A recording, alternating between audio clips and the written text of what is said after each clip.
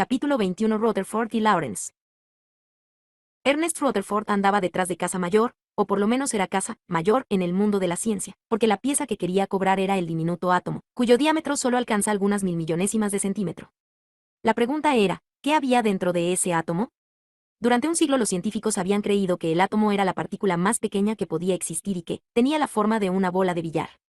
En la última década del siglo pasado se descubrieron partículas aún más pequeñas y se comprobó que los átomos radiactivos se desintegran y lanzan partículas subatómicas en todas direcciones. Rutherford, para averiguar lo que ocultaba el minúsculo átomo, lo bombardeó con partículas aún más pequeñas, con esas partículas subatómicas que los átomos radiactivos dispersaban en todas las direcciones.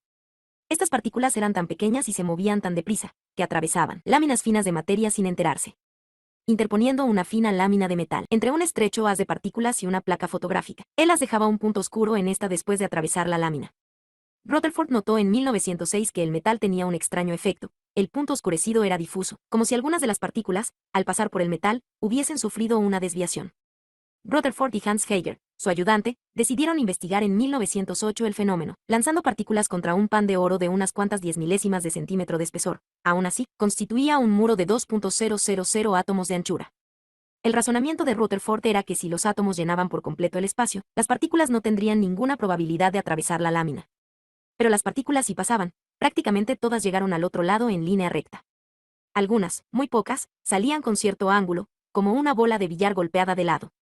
Y una de cada 20.000 rebotaba incluso hacia atrás. ¿Cómo podía ser eso?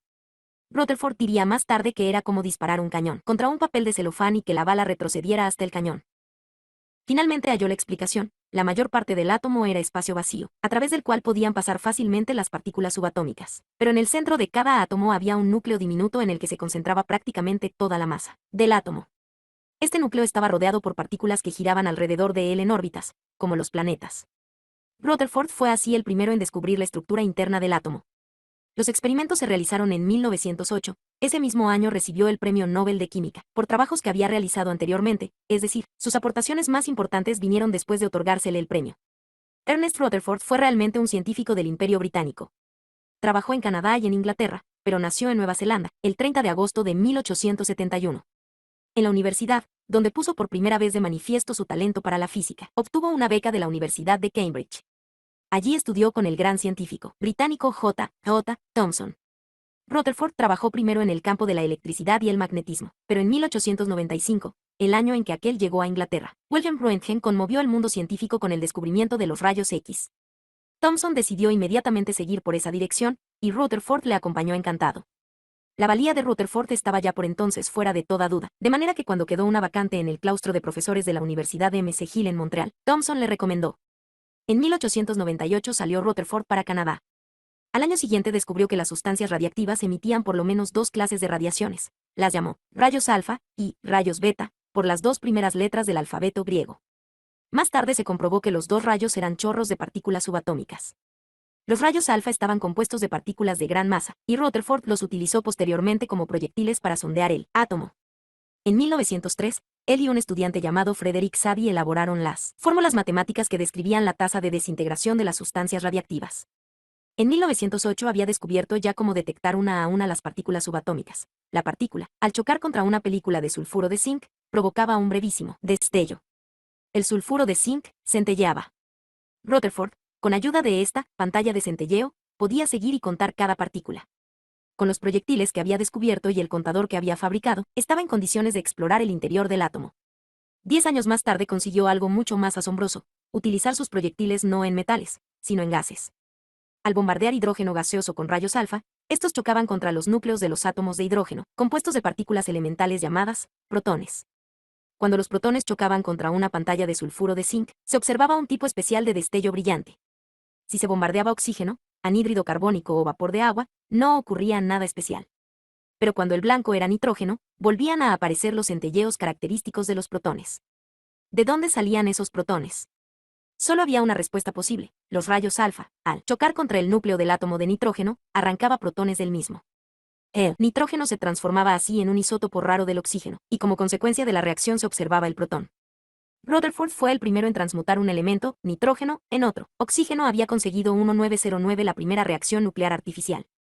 Con el paso de los años aumentó el número de investigaciones sobre la estructura del átomo, para las cuales se necesitaban proyectiles subatómicos más rápidos y en mayor cantidad. Los rayos alfa cumplían bien su propósito, pero no tenían una energía suficientemente alta, mientras que las sustancias radiactivas que emitían rayos alfa no eran fáciles de conseguir. Los científicos probaron con los protones, que podían obtenerse fácilmente a partir del hidrógeno.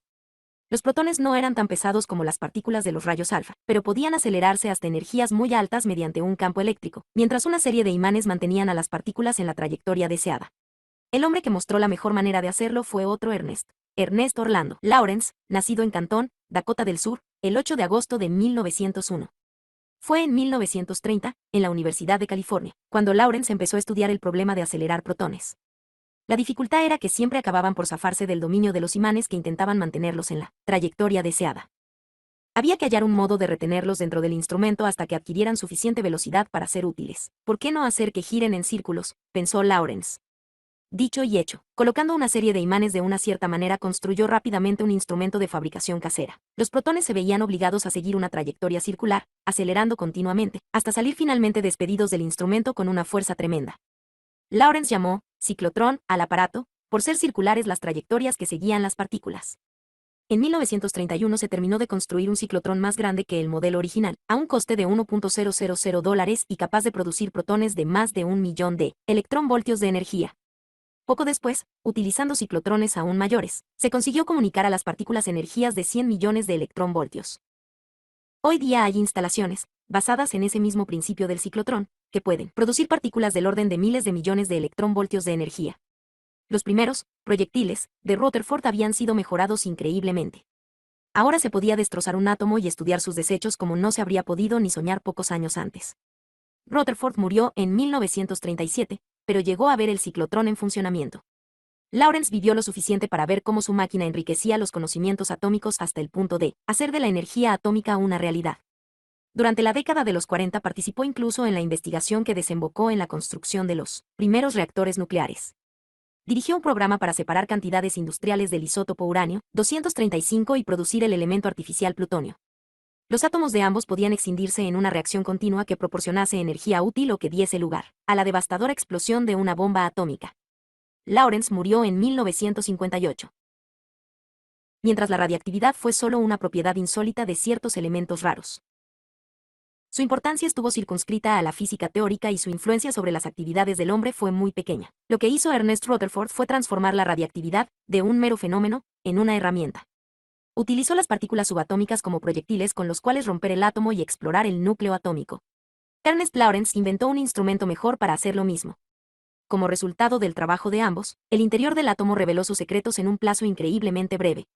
23 años después de la primera reacción nuclear artificial, la humanidad sabía ya cómo iniciar una de esas reacciones y tenerla controlada como una especie de horno nuclear. Hace miles de años, el hombre había aprendido, de manera muy parecida, cómo hacer fuego y servirse de él. Las conflagraciones nucleares pueden ser un gran peligro para la humanidad, pero lo mismo puede decirse de las guerras convencionales. El hombre ha obtenido beneficios ingentes del fuego, pese a sus peligros.